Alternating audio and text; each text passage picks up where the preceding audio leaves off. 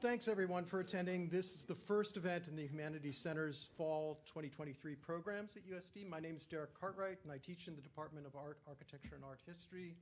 And on behalf of Brian Clack and Lindy Villa, I'd like to offer a warm welcome to all of you, students, faculty, staff, friends, neighbors. We're organized all these talks and programs around landscapes and human meaning. It's happened for a few years, and for those of you who've been doing this long, in the series, we've taken deep dives into oceans and wandered through deserts already, and I seize this opportunity to thank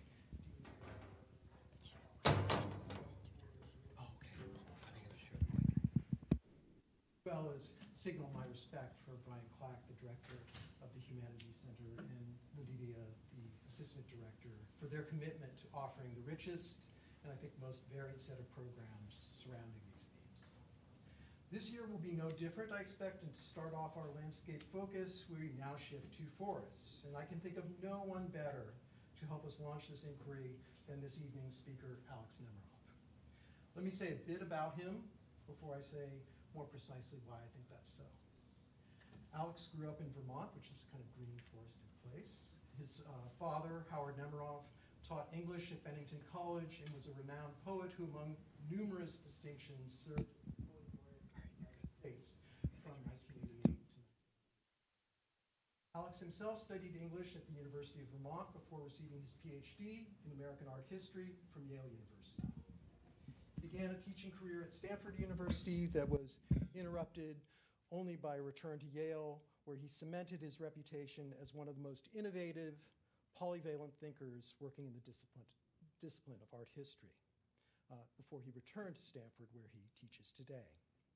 Alex is the Carl and Marilyn Thoma Provostial Professor in the Humanities and served as the chair of Stanford's art department from 2016 to 2021. The Stanford Daily has called him repeatedly one of the university's top 10 professors. Here at USD, he is serving as the Fall 2023 Knapp Chair in the Liberal Arts. A prolific scholar, Alex is the author of 10 books about American culture, ranging broadly across topics from 19th century still life painting in the body of Raphael Peale, which he wrote in 2001, to the turn of the century photography, Soulmaker, The Times of Lewis Hine, which he wrote in 2016, to abstract expressionism, Fierce Poise, Helen Frankenthaler in 1950s New York, which he published in 2021. He's also written book-length studies of Shakespeare, Acting in the Night, Macbeth and the Civil War, and classic horror films, Icons of Grief, Val Lewton, and 1940s America. And as if that wasn't enough, Alex has contributed meaningfully as an editor of the Terra Foundation's volume on experience, as well as countless museum and gallery publications. These include curatorial work on the legendary exhibition West is America, which took place at the Smithsonian Institution in 1991, work on the American precisionist painter George Alt, and much more recently to the studies of Gregory Crewdson's epic series of photographs, Cathedral of the Pines, which was mounted at Gagosian Gallery in New York City in 2016. We have a small reflection of that last project in the Humanities Center Gallery this term, to which Alex, with characteristic generosity, contributed a new piece of writing. So I want to encourage you all to go in there and grab one of those before you leave today. In 2017, Alex was invited to deliver the 66th annual Andrew Mellon Lectures at the National Gallery of Art in Washington, D.C., an honor reserved for the leading intellectual minds in art history. He was, at that time, the first American art specialist to receive that invitation. The series of talks that he gave there form the basis for this most recent book, which we're going to discuss this evening, The Forest, A Fable of America in the 1930s. As you are about to hear, it's not your typical art history book. The much admired novelist Annie Proulx has called The Forest one of the richest books ever to cross my way.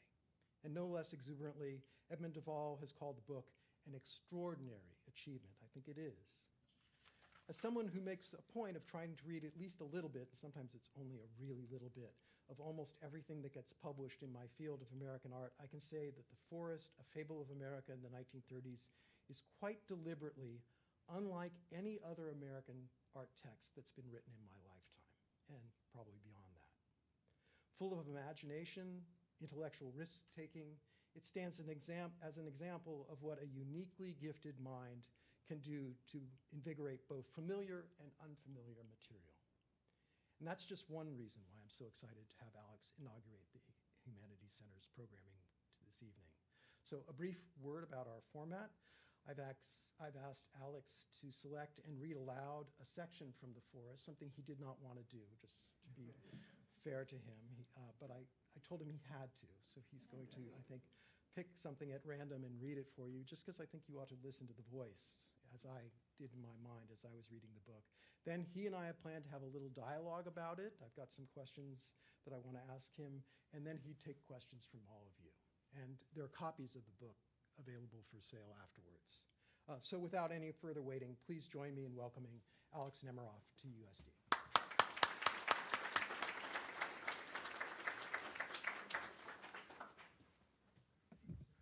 All right, thank you, Derrick, so much for that introduction. Thank you, everyone, for coming.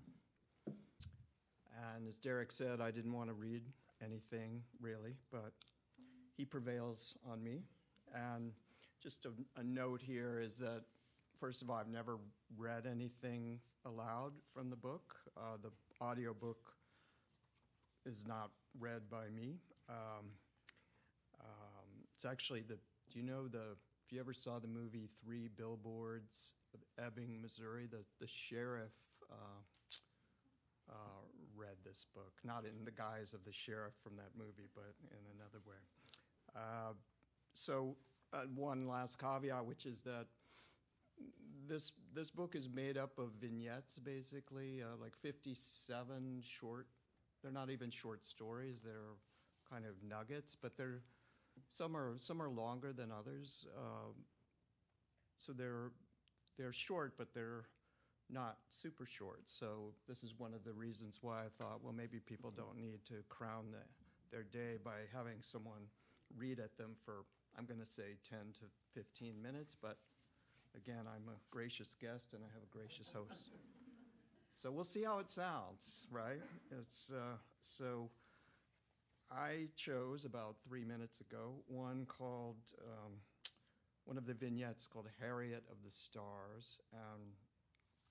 This is a book that is, to elaborate on what Derrick said, it's kind of half made up and half factual, so that's why it's called A Fable of America in the 1830s. Like, I wanted to just avoid as much as I could all the people who were saying that I got things wrong. I thought that if I just openly stated that I made a lot of this up,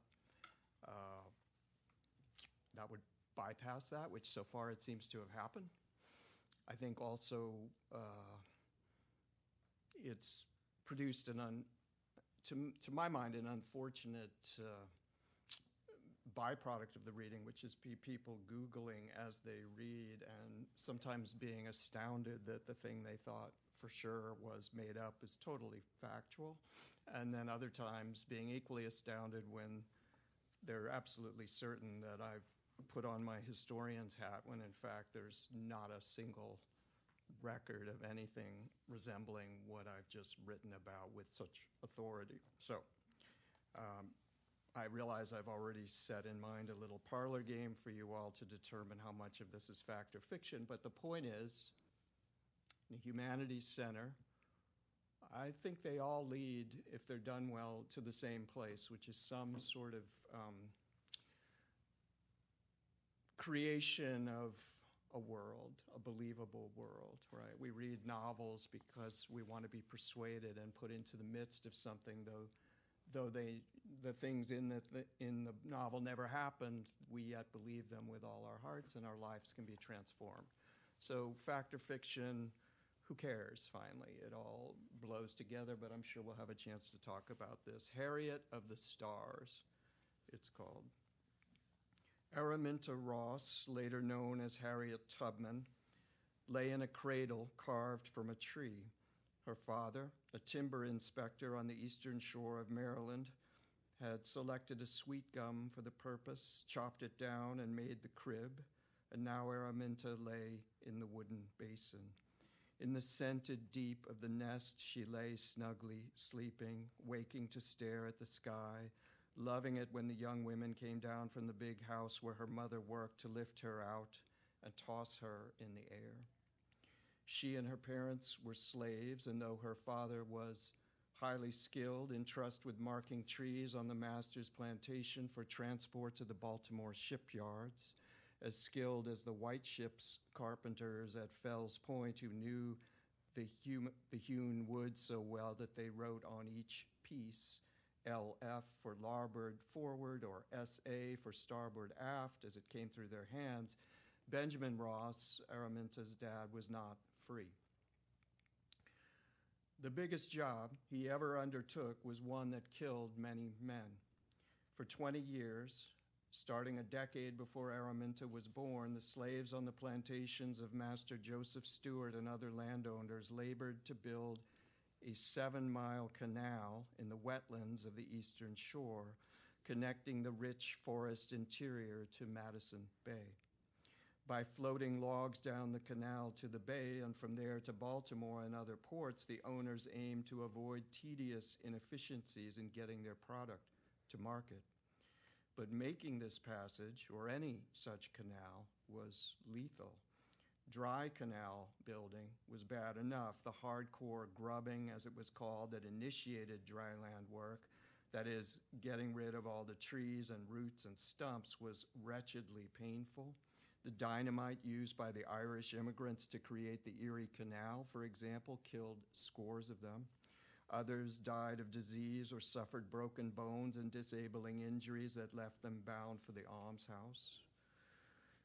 But the wet sections of the Erie Canal were worse. The path through the Montezuma marshes at the foot of Cayuga Lake near Syracuse required laborers to stand in knee or waist-deep water, shoveling muck all day for months, and many contracted diseases generically called ague or bilious fever.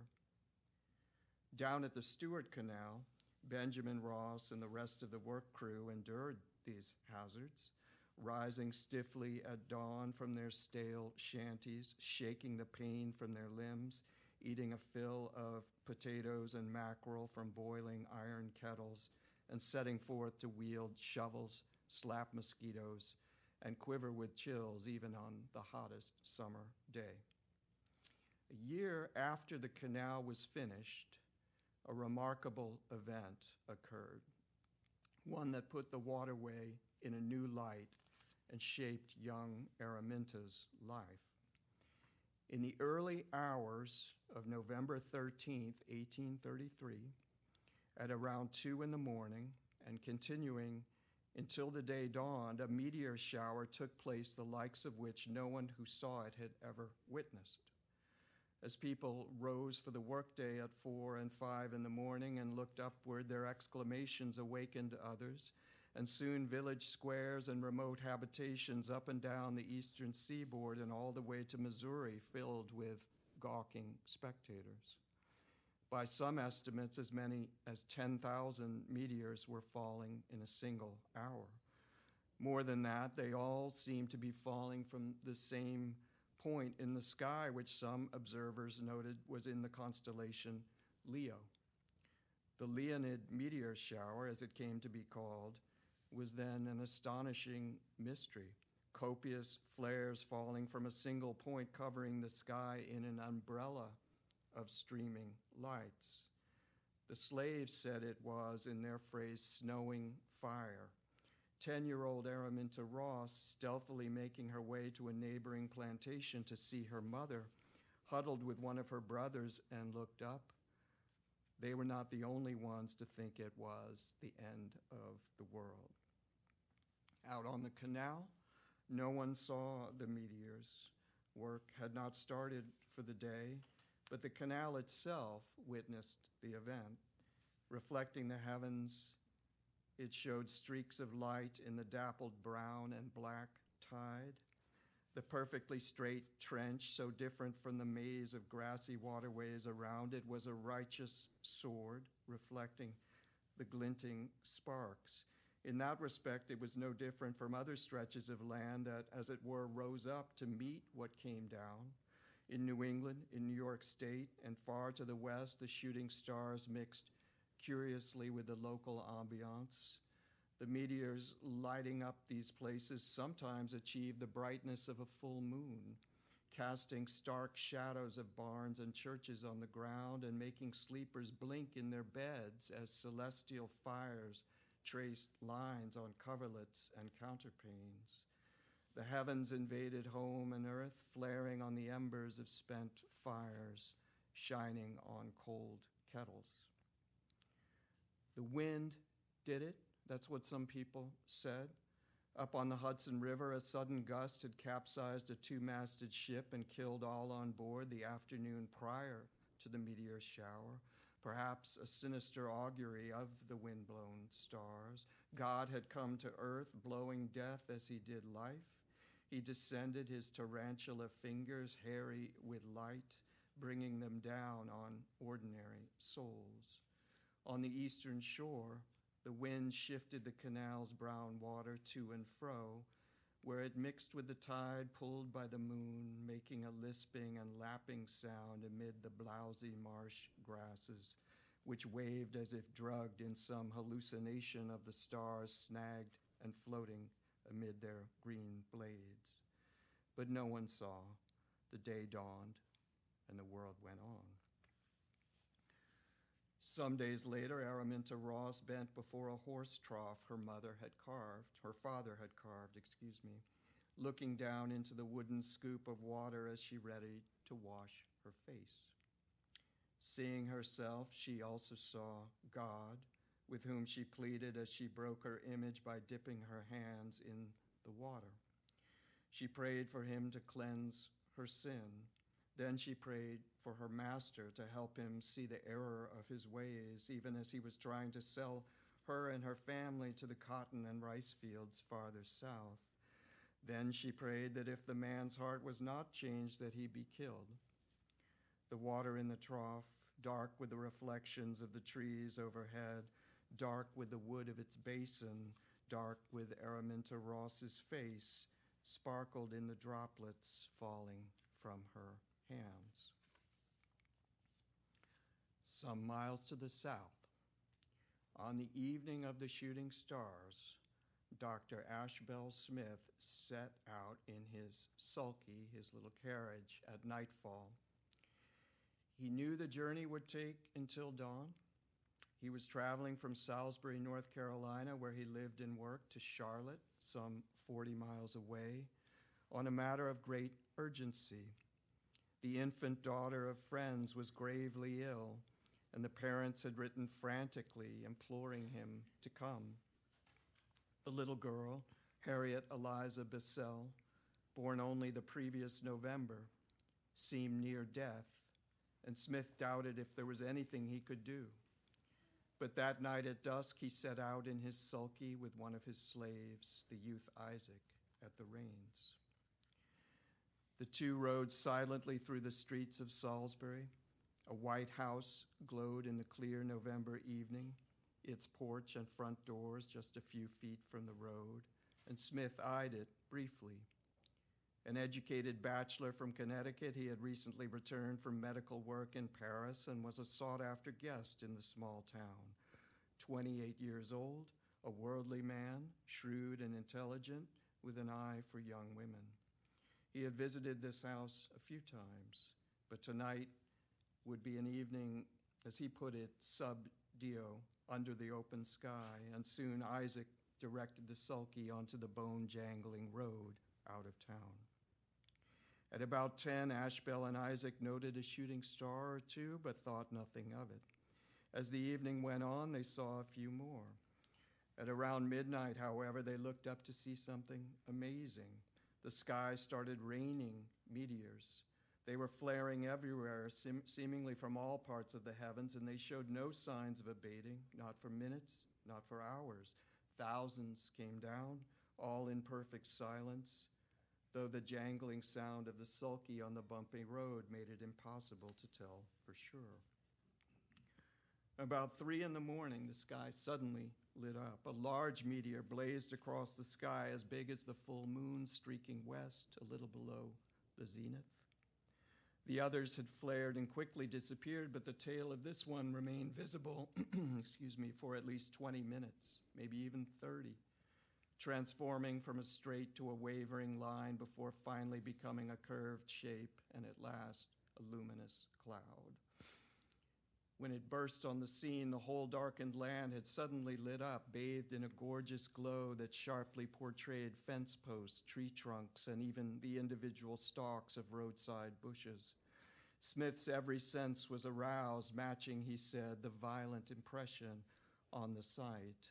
After that, the smaller meteors kept falling more and more, thousands an hour. The streaks of light went away only in the light of dawn, when he and Isaac arrived at the home of Titus Lucretius Bissell, his wife Claudia, and their ailing baby daughter. Little Harriet Eliza Bissell, the newly married couple's first child, was having trouble breathing. Her phlegm was choking her, sweat soaked her head and neck, and she was pale and feverish. Her parents had grown hopeful at times over the past few weeks, steadied by improvements in Harriet's health, but these always proved temporary, and she kept sinking before their eyes. The local doctor was at a loss what to do, and now Titus and Claudia feared the worst. They had written to Dr. Smith not even necessarily to save their daughter, although they hoped he could, but so that he could be with them, care for them in such a terrible and depressing time. As the sulky pulled up before the home, Claudia emerged and said to Dr. Smith that he had answered her prayers. Smith had seen most kinds of illness, a practical man. He was straightforward in his bedside manner, his diagnoses, and his remedies. The previous year in Paris, he had treated hundreds of cholera patients, choosing to live in a heavily afflicted quarter of the city and daily visiting the hospital. He recorded case notes, corrected misinformation about the illness and its treatments, effected cures when he could, and coolly performed autopsies on victims of all ages to study the disease. As the poor of Paris cried of a government plot, claiming a conspiracy to sicken them, as they alleged some kind of poison and not a disease at all as the culprit laying them low, as the situation then turned violent, with mobs killing order-keeping soldiers and throwing their bodies into the Seine, Smith kept calm. Entering the Bissell's house, he looked at little Harriet. He saw there was no hope. On the day the stars had fallen, the girl died. The rain in the heavens preceded her death by only a few hours. Smith did not return to Salisbury at once, but remained to console the mourning parents. Titus Lucretius Bissell was a friend of his from Connecticut, 3 years older than Smith, and Titus's older brother, Jonathan Humphrey Bissell, also from Connecticut, lay sick in the same house, feeble from an illness that had kept him mostly bedridden for a month. This, too, kept the doctor busy, and he took pleasure in the task, though not so much as in looking after the departed girl's parents, which he felt was, in his words, one of the greatest privileges ever accorded me, to be there in an hour of affliction when one is needed to soothe the wounded feelings and bind up the broken spirit. There was one other reason for remaining. Staying up late after the parents had gone to their room, the doctor talked with Claudia's, that is, the mother's, pretty sister, Caroline, until 2 in the morning. He spent time with her in the day, too, when his duties permitted, walking, talking, reading, admiring her faultless form, her charm. The return journey to Salisbury was uneventful. The presence of Isaac, Smith's slave, made it more so. The young man was an excellent horseman. Too much so, according to Titus Bissell himself, who had written to Smith earlier that year to complain that on some business to the Bissell house, Isaac had gotten into the stable at night in company with Claudia's and Caroline's younger brother Jack, and had taken the prize horse called Cyclops out on a midnight gallop. Bissell had wanted Dr. Smith to discharge Isaac, but he did not, and it was a good thing. That summer, the doctor's sulky had overturned while he tried to cross a flooded river, and he narrowly escaped with his life. Now he kept Isaac with him on his rounds, counting on the slave's equestrian skill to keep him from such dangers. The streaking of the meteors and the relation of the races, the slicing open of the body and the quickening of the senses, all of it made a perfect order to Smith, a man not easily amazed. As he said in defense of slavery, he was not one to, in his phrase, string together a quantity of flowery nothings gathered in the fields of belles lettres. He was simply one who saw how it was. The meteors shone, the girl died, the slave attended. That was all. Under the clear blue sky of a cool November day, Smith and Isaac arrived back in Salisbury. To Smith, light and dark seemed decreed by God. He thought of his time in Paris when he attended a glittering ball in company with his friends James Fenimore Cooper and Samuel F.B. Morse, inventor of the Morse code. Beneath gaslit chandeliers, all of society was there. Beautiful ladies ornamented in gold and diamond and jewels, dignitaries in the glowing folds and turbans of the Turk and Levantine, even the king and queen of France, everyone glowing in more than noonday brightness in the floods of light from the huge lusters, as Smith put it. He thought of his underground schemes back in the States, of agreeing to supply slaves to an acquaintance in Georgia who needed laborers to dig a mine. Slaves Smith agreed to find either by contracting on plantations or buying at the block in exchange for a handsome kickback provided for the delivery of each able-bodied worker. So was each man sent down to the mine, sold out of the light, away from the stars and into the earth's night. Death, Smith reasoned, was a plummeting, a streak across the sky, quick, vanishing, long-lasting. The heavens fell for the person raised, lifting the little girl sent below the ground, inverting the spheres in fevered tears. No calamity could not be explained, no drudgery not ordained. Science turned a blind eye as she flew in the sky. Her life was so universal that no part of the heavens did not fall in sympathy with her demise, and in so doing become the girl fate despised. But on that night, little streaks of light had imprinted on another person's eyes.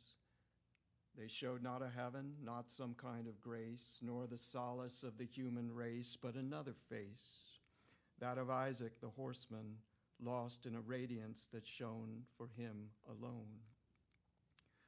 And north of those eyes was the prism of a canal, a smooth-seeing channel back on the eastern shore of Maryland. Soft fires lit the sadness of that place when Benjamin Ross and others built it. But after the meteors, there came a new lucidity, a new purpose upon the place, as if it had awaited a sufficient heavenly event to recognize the latent power of its reflecting surface. For the newly dug waterway made the skies visible on a strip of earth where otherwise the heavens would never have been seen.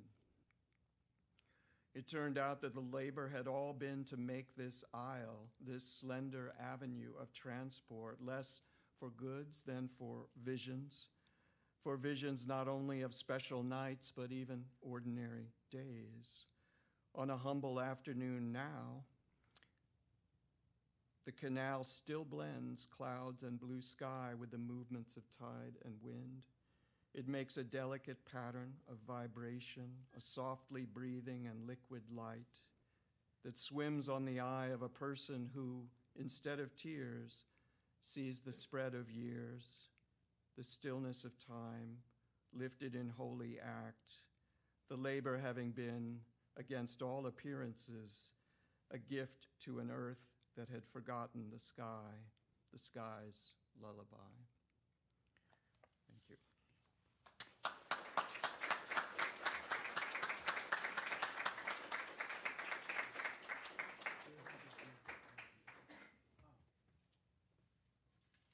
I don't know, I think that's just extraordinary.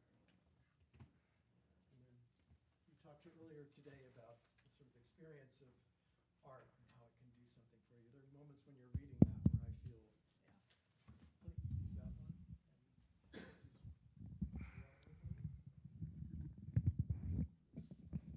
Where, there's just this incredible response that you can only have in the presence of a great work of art, and that was like that. So thank you. How does that happen?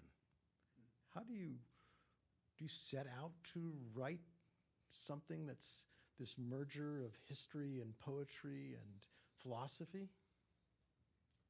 I'd like to give a really exalted answer, but I'm just going to go ahead and say lying in bed during COVID. Not with COVID, but... Were you thinking of the pandemic as you wrote about the French experience of It disease? crossed my mind when I was in the medical school researching about Dr. Ashbel Smith and his experience in Paris, and just seeing, in 1832, they were, in Paris, they were saying it was a government conspiracy. So that was interesting. But universities have enough people who are monitoring the day-to-day ugliness of life, so I never wanted my book to be a polemic of any kind or an argument. I just thought that was an interesting detail. I think it's more just, I had wanted to write this book since 2012. The National Gallery asked me to do the lectures in 2014 on the forest that Derrick spoke about, so they were on the line with me and they said, would you like to do the lectures? I said, yes. They said, well, what would you like to talk about? Hint, hint, you should talk about something in American art. And I just thought, well, how about the forest? Like, I was going to do that anyway, so I'll do that. So that was also a precipitator. And then I gave the lectures in 2017. Then I had a chance to do another book. Then COVID hit. And I was chair of my department, and I think like many chairs, like I was, how to put it, people were mean to me. So I would go and write my book, which is sort of what we're supposed to do anyway. So, but obviously it's a long time coming, and I think probably everyone in this room has some experience in their creative life of something happening all at once, but also it's been waiting to happen your whole life. There's a big buildup, a long foreground to things that happen seemingly without any effort at the last minute, maybe. I think any art object kind of has both a short-term sudden manifestation and a very, very long gestation, which is probably as old as, our time on Earth, each one of us. I was just saying to someone with my daughters, about my daughters who are 21 and 19, like, I can tell exactly, their personalities are totally revealed, each one of them, when they were 2 months old, which, as an observation about parenting, is probably pretty straightforward or banal, but it's still a miracle, So I think books are like that too.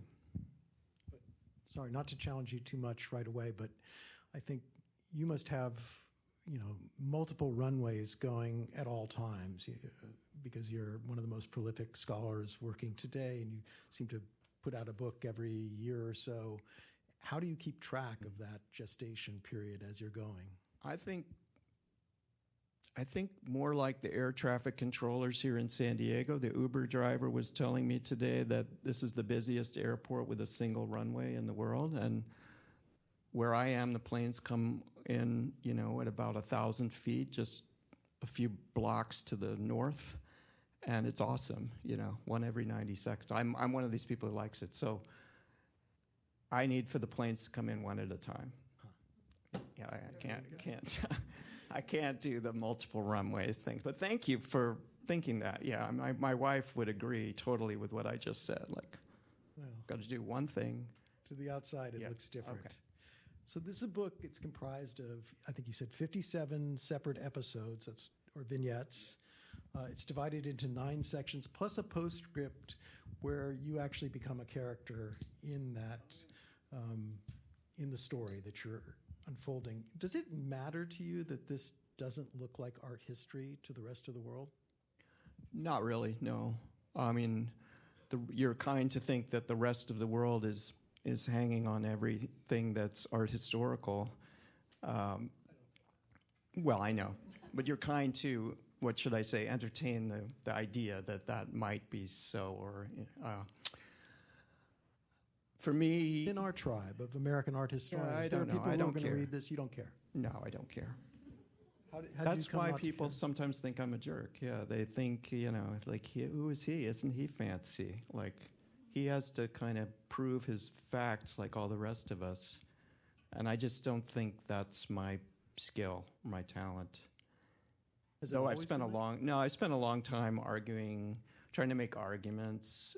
But, I just turned 60, and I think the time for that is over. Like, the way to give more to a reader is to tell stories and to create a world.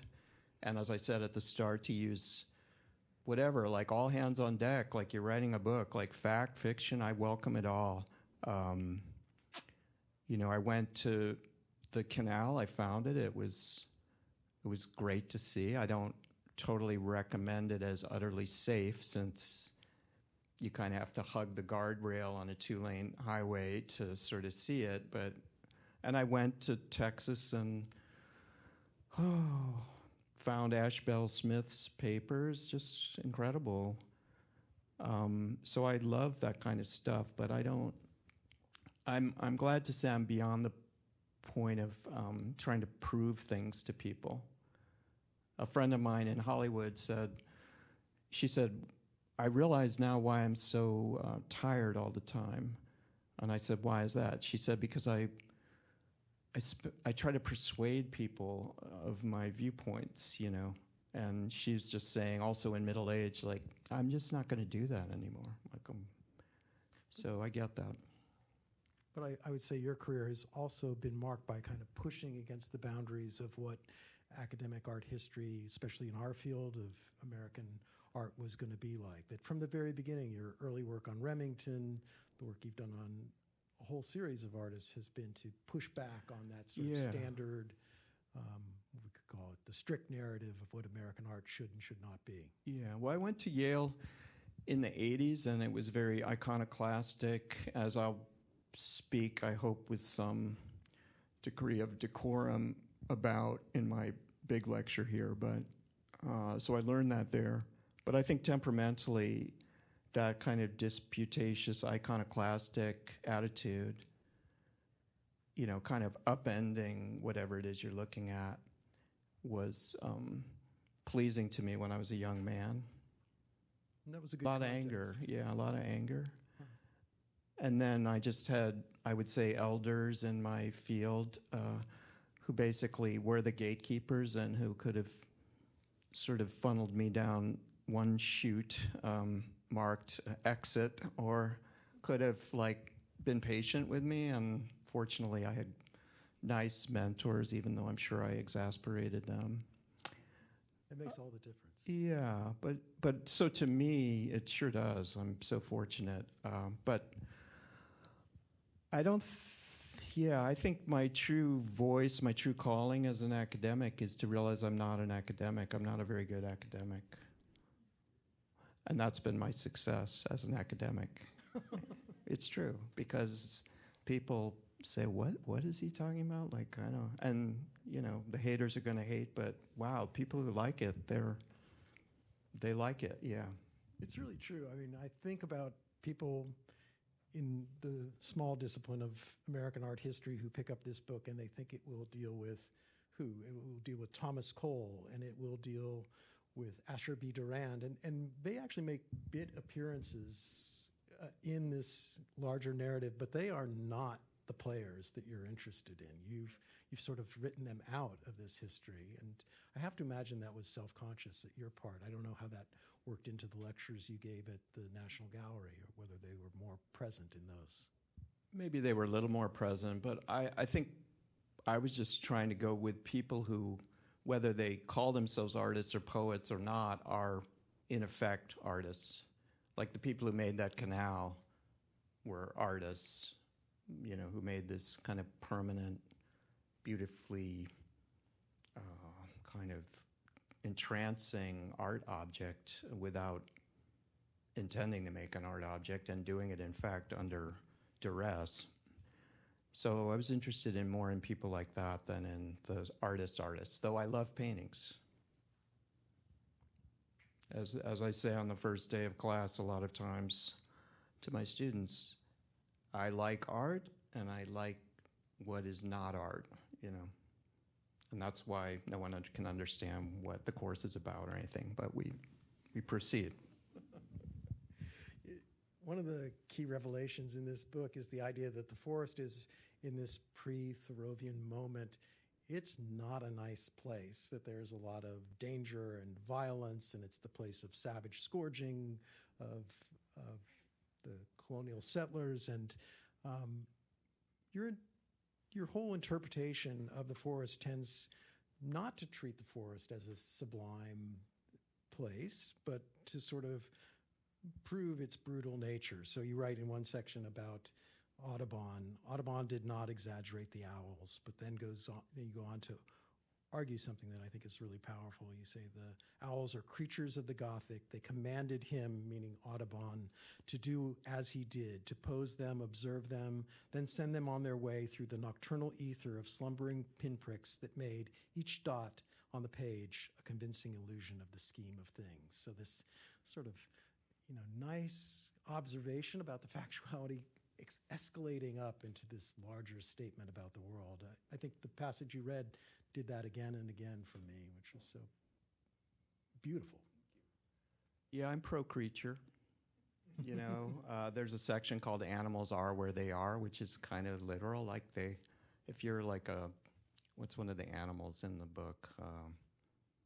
There's a moose, there's some whole bunch, like if you're a moose, you're just where you are. Like, you're not thinking about other stuff. That's a layman's opinion, but okay. But anyway, yes, I'm pro-creature totally. I love it when the animals give back in my book, not to give anything away, yeah. But it's also an inversion. I mean, we are accustomed, at least in academia, to assign the artist a kind of genius, and in this case, you're assigning it to the animal or to these mute places, and I think that's such a sort of deliberate but also really exciting thing to observe. Yeah, I think just a brief point about, I think the difference between academic work and then this kind of work on that score is I'm not really arguing that animals have rights or trees have rights. I'm just kind of pursuing that idea in prose writing as a made-up thing. What did you discover by that? I'm not sure. Fortunately, I'm not in the business of having to know what my book is about, right? I think that's another one of the pleasures of passing beyond the streams and confined rooms of argumentation and disputation. And here's the thing about that, and this goes out to all you future academics, or should I say everyone who already is an academic by virtue of studying, being in a school already, is everything you do, a term paper, a picture you might make, it's an event. By which I mean you have shaped the world by virtue of your act. You have sent something out into the world that didn't exist before. And what they call a career fair, or career, I think I saw a career fair yesterday, which makes sense, or at least I guess it was a club sign up, but it looked like a career fair. Your career, so-called, the more poetic and finally kind of spiritual or religious way to conceive the same thing is that when you die, like, you are the sum of all the things you've done, and art objects are among a special class of those things as having their own special kind of crystalline event-like status, you know? Artists don't change the world. Writers don't change the world. It's never going to be a new thing on Capitol Hill or Wall Street. Who cares? You know? What we do by virtue of being in this room is we shape the world invisibly by degrees in unsung but utterly powerful ways. That's it. That is it. You could go to 1 million Why the Humanities Matter conferences, but whatever they say, it finally comes down to what I just said. So to actually go further than that, we talked earlier today about how important experience and place are to you. And a moment ago, you talked about your experience of, you know, sort of having to witness the canal as time allows you to today by the side of the highway. How much importance do you assign experience and place in the writing of books like this, but also your other work? I think a lot of how Emily Dickinson never saw the ocean, you know? I think she made one trip out of Amherst, Mass, and wrote 1,700 poems that touch on the sort of zero at the bone of who we are. So sometimes I think it's a little bit of a fetish to need to travel to the place. But I do like going to these places. I like going, for example, to Gettysburg, so totally separate from this, but I often think when I'm there, this is the Rembrandt of America, you know. With all due respect to the painters, you know, the sort of support and belief in over-the-top, extravagant artistic achievement has never been a facet of this country. Too many trees to chop down, you know, too many practical things to take care of. But these places, wow, like they have, if you define a work of art as something that kind of messes with you, which is kind of how I teach my class at Stanford, like, you know, the subject of art history is the way that works of art kind of shift your consciousness. Then you can do a lot worse than going to Gettysburg. But really, it could be anywhere, really. Besides the canal, did you go to a lot of these places? I did, yeah. I went to the wilds of Maine in January, to where there's barely even a road. That was good. I like that. I'm a homebody, so part of it is just getting out there. But I'm also a romantic, and that place in the wilds of Maine was where a little girl grew up who went on to be a prostitute in New York and who was killed at age 23 by her psychopathic boyfriend, and it became, in 1836, the first breaking news event in American history because it was the era of the penny press and basically that era's equivalent of 24-hour journalism. That's the one I was going to read, but I don't know. It's hard to choose which one to read. This is the romantic point. I wanted to be with her, be near her in her absence, not to kind of put a stake in her story or anything like that. There's a fantastic book about her. Her prostitute's name was Helen Jewett, and it's a book called The Murder of Helen Jewett, written by a UCSB professor. Fantastic book. You could never do better than that book. I just wanted, in my own way, to kind of see the sun glinting on the ice in the stream in this town where town isn't even the word, like this sort of dribble of huts where she lived until she moved to the big city of Augusta, Maine, and then was kicked out by her employers. She was a housekeeper, and then sent out into, what was she going to do? Like, what were the options? She became a prostitute. You know, and with the little girl, Harriet, you know, today, both Harriets, yeah, I mean, these are my people. And that ain't never gonna go over well in some academic setting, but as sort of, not just storytelling, but as living one's own life, it feels good. And I'll tell you another thing. Any of you who are studying humanities, like, all it is being present in the world and knowing that there's a past, too. And absorbing that past into your bloodstream, that's it. Those are the only two things it's about. Could you talk about the place of archives in your work?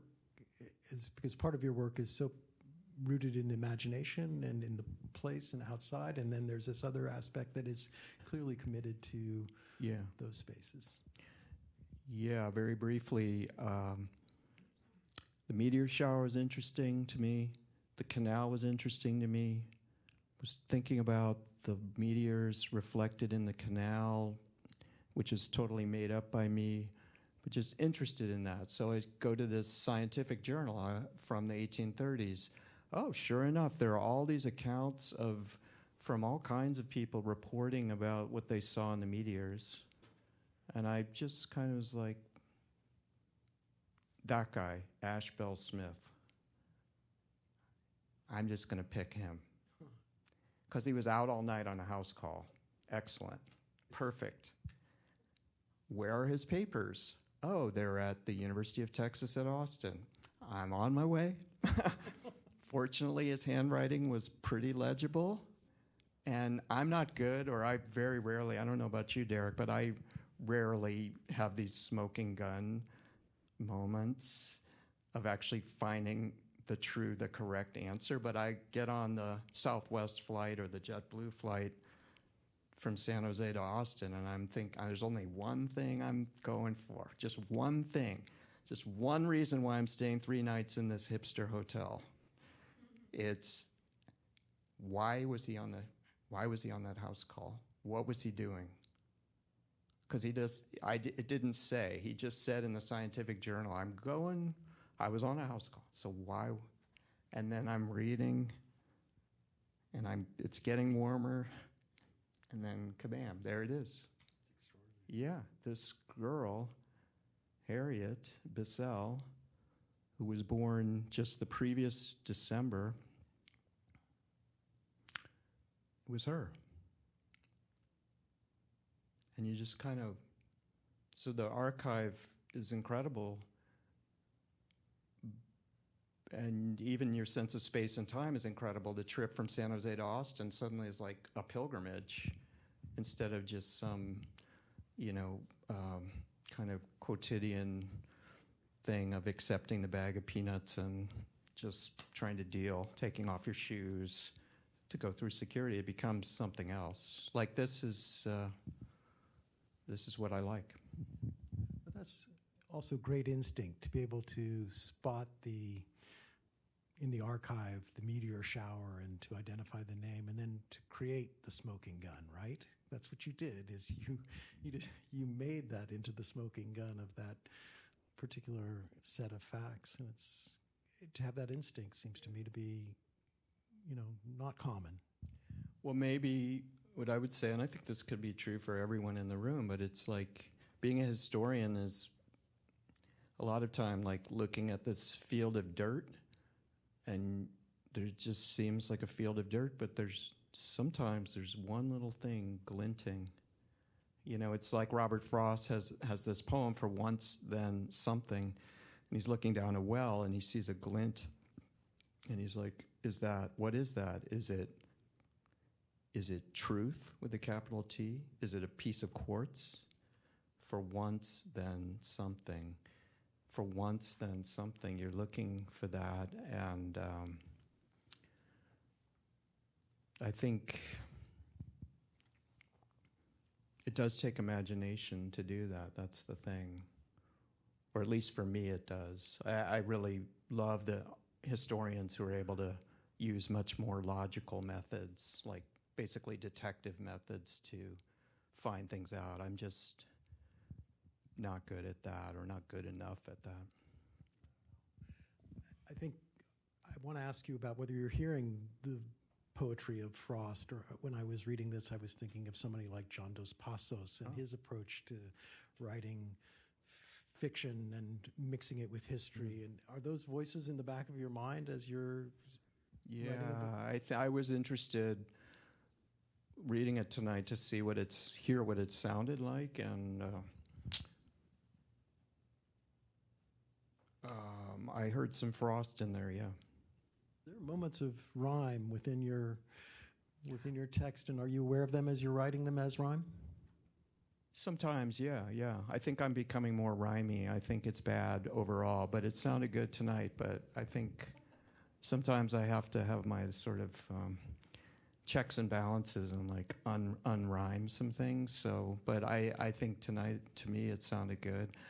But I think it's more like, what I think of is more like the relation of one's own writing, whether one is a professor or a student, to writing from the past, you know? Like when you're an English major or not even an English major, you're just reading a book. If it's a book that moves you, it probably is shaping your voice from within without you knowing it, which is good, instead of trying to imitate it. And I think I have a lot of gray hair. You are what you eat, you are what you read, right? And while I've been here in San Diego, you know, just like on any day on earth, I do not pick up my phone to start, because though my daughters have just persuaded me to join Instagram, but I'm reading Thoreau in the Maine woods, and then I switch over to Oliver Twist, which is in a copy, okay, connecting to the undergrads here, that I bought in 1985 at a bookstore in Burlington, Vermont, when I was a senior in college, but I've never read it. But I have the very copy, and I thought, you know, I'm taking it. So I read Dickens and I read Thoreau, and you know, it's probably like when I ask for a cup of coffee at the cafeteria, I sound weirdly poetic. It's because I've been reading Thoreau, and that's why people are sometimes baffled, by me. Yeah. Can't help yourself. Well, yeah. Can I say one last thing about that? I was walking down here yesterday. I was wearing a kind of academic jacket, and this young man, undergrad, he's like, "I hope you're having a good day." It's like, what the hell are you talking about? You know, but I think I said I am. It's like I was coming out of I literally was taking a walk because I was stuck on a sentence. And so I thought, well, I'll take a walk. And I must have looked at him like just some freak. Like, what is this? It's sunny. There's the club sign-ups. And but he's a guy with a tweed jacket with this gloomy scowl on his face. I hope you, but I interpreted it as a helpful, hopeful, positive, you know, let's all join the love train kind of moment. Like, I hope you're having a good day. Like, it was not facetious. I think you're right. Okay. Had a little bit of a bro flavor to it, which is the only thing that gives me pause. Okay. But anyway, I said, yes, I'm having a good day. Are you? And he said, yeah. And then he said something else, which indicated that he's always having a good day or something to that effect. I said, lucky you, man. Actually, I didn't say that. I just thought of that. But I think that's an example. Like, I'm in the Maine woods. I'm writing about Velazquez. Like, I don't know. What are you saying to me? You're in it deep. Okay. Anyway, I digress. Go ahead. No, that was lovely. I want to ask you one more question and then give this group a chance to ask anything they'd like. And that is, you know, we have this exhibition of Gregory Crewdson's work here. You've thought about him for a long time. You know the artist. Do you see a potential to connect him to the work that you did in this book? And if so, would you be willing to speculate a little bit? Yeah, I think Gregory's work, which is so enchantingly weird, I don't know if you've had a chance to see it, but he would, if he were here, he would accept that compliment willingly, is about, I don't know, it's about, in a way, the nobility of loneliness and sorrow and, I understand that we're all supposed to be happy, and happiness matters a lot. I don't doubt that. But we have to negotiate our own capacity to be alone. We have to manage the sort of ratios of solitude and loneliness.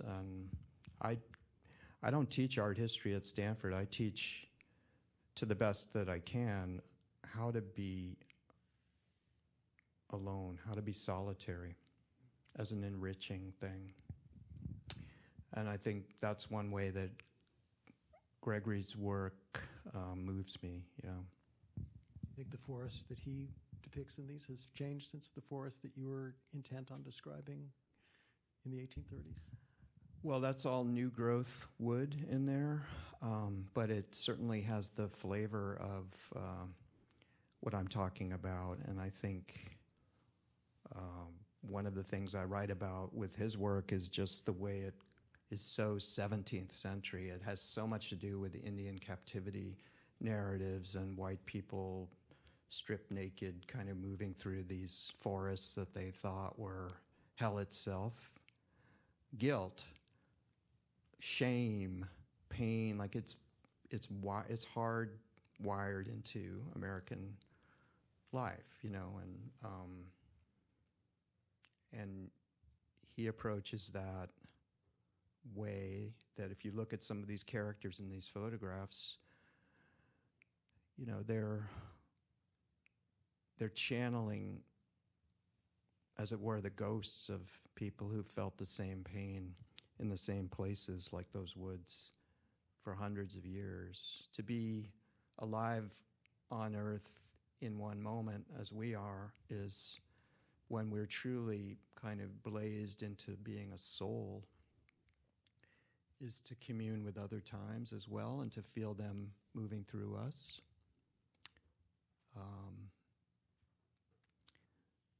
That's how I choose to see it. I promised to give this group a chance to ask questions. So are there any from this audience?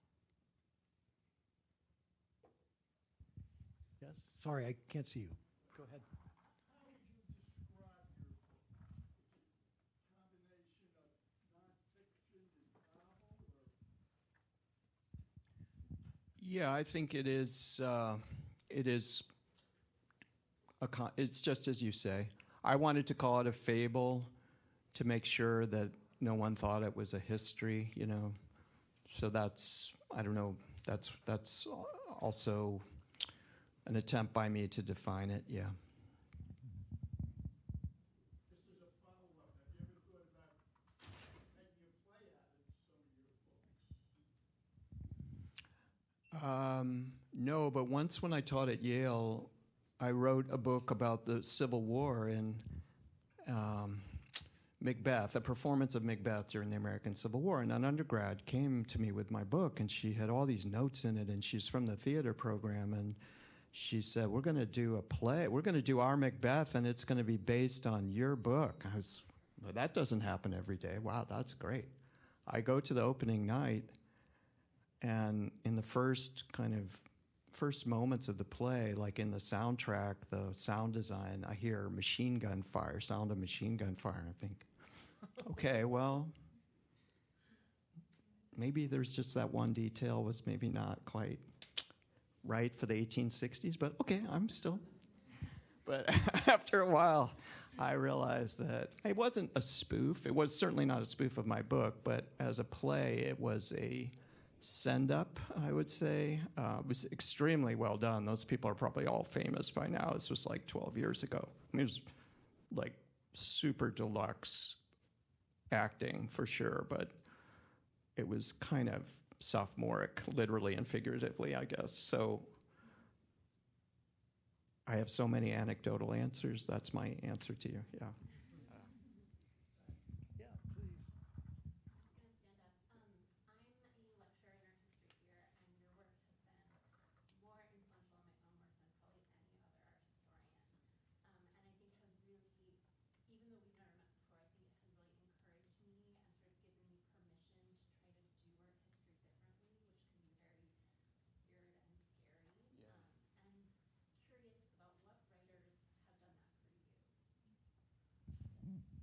Well, thank you so much. I'm so touched, so moved to hear what you've just said.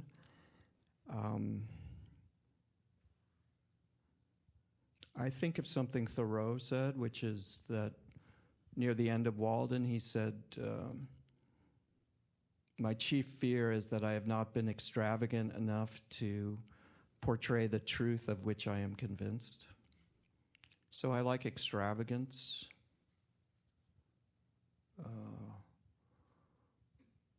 I think, fiction that is crazy and fantastical. So fiction is a big answer. Not art history, really, I'm afraid to say. Cervantes, Joyce, Roberto Bolaño, fantastic novelist. 2666, unbelievable, like the extravagance, just off the charts. And you get a sense, even though many people would say, look, it's a category mistake. That dude who teaches at Stanford, he's sort of mistaking being a scholar for being some kind of creative writer. I don't see it that way. I think what one is trying to do is like touch something for real. It's within oneself, but it also is the past. It is the perceptions in the moment transformed into language. Paintings are these incredible consolidations of human experience that kind of pound on our eye and make an impression. And they're both indifferent to what we want to do with them, but they also are watching us carefully to see that maybe we might actually put a phrase to them. This is the compulsion, the dream, the fantasy, the necessity of doing what we do. Otherwise, there's no point. So fiction, and I could list many, many writers, but I'll stop there. But thank you. That was so great. I almost feel like we should stop, but is there one more burning question? Yes, go ahead.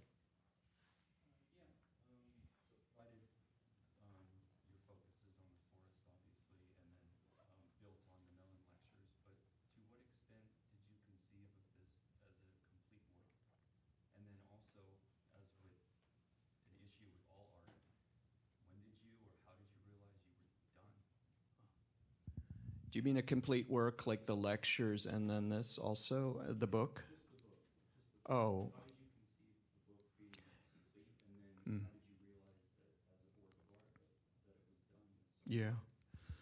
I think when I started to feel there were some diminishing returns, like the characters are endless, and in a purely selfish way, I feel like I could do a volume 2, read only by me probably. So you just have to have a sense like, this story is great, but I think it's getting a little into the territory of some things I've already covered. I also think just intuition. And I had in mind, as the last chapter discloses, that the model of it is a shield, Achilles' shield in particular, which is supposed to depict everything on Earth, basically, in these concentric circles. And I think I knew when the shield would be done. Yeah, I think that's it. It was so subtle because there's no plot. It's not like, well, what's going to happen next? Like, no. They're all different. They just make it's like each one is a little incision on this shield, and if you then look back at the shield and you see the glinting light on the shield, it's the whole Earth. It's a portrayal of a rounded experience of what it was like to be alive in the 1830s. That's it. It doesn't have a plot, because they didn't have a plot either, just like we don't have a plot. We're just living our lives. And the narrative technique, like you heard some of it tonight, like, oh, while this person is doing this, that person is doing that. I don't know if they still have these books now, but when I was a little kid, and certainly I've shown these to my daughters too when they were little. Richard Scarry, big deal for me. Busy Town. Oh, the bunny is driving the fire truck. And look, over here, the pencil car is going the other way. You know, it's kind of the idea. It's that you show a world, and that's compelling. And I wish I had a better answer to your question, because I think it's really a good one. But I just knew it was time to close, yeah. And thank you. It is a terrific book. I want to encourage you all to pick it up. Alex is giving a lecture next Thursday, which I want to encourage all of you to attend, because it will be like this, an incredible performance. And also has been very generous as the Knapp Chair, and is willing to really meet with anyone and begin a dialogue with them. So he asked me to put up his email at Stanford if you want to schedule an appointment with him just to talk or discuss your own ideas or his ideas further. He's incredibly generous to make himself available for that. And so we want to thank you for that, but also thank you for being with us this evening. Thank you, Derrick.